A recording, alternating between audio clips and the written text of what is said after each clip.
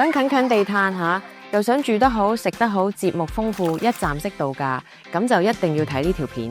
呢個5A 級度假區就係觀瀾湖，跟住呢個行程走2日1夜，安排得妥妥當當，記得收藏。深圳地鐵直達，香港過關50分鐘就到地鐵觀瀾湖站。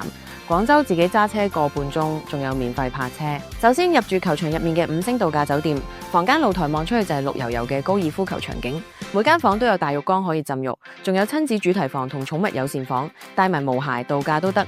先去高爾夫球練習場，新手都有得體驗，跟住搭免費接駁車去生態運動公社，佔地22公頃，遊玩項目應有盡有。再玩埋漂移高卡車，仲可以去5400平方米真雪場玩雪，大灣區都有得玩雪啦。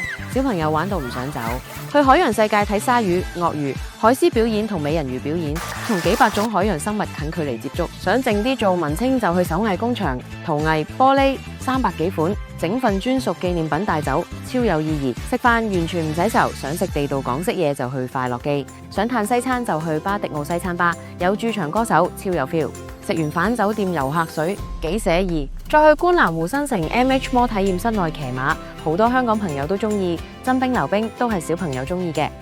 仲可以約埋朋友跳彈床、打保齡球，動靜皆宜，大人細路都啱玩。由朝到晚唔使四圍轉，一個度假區，一家大細各有各玩。週末2日1夜行程緊湊，3日2夜就最啱。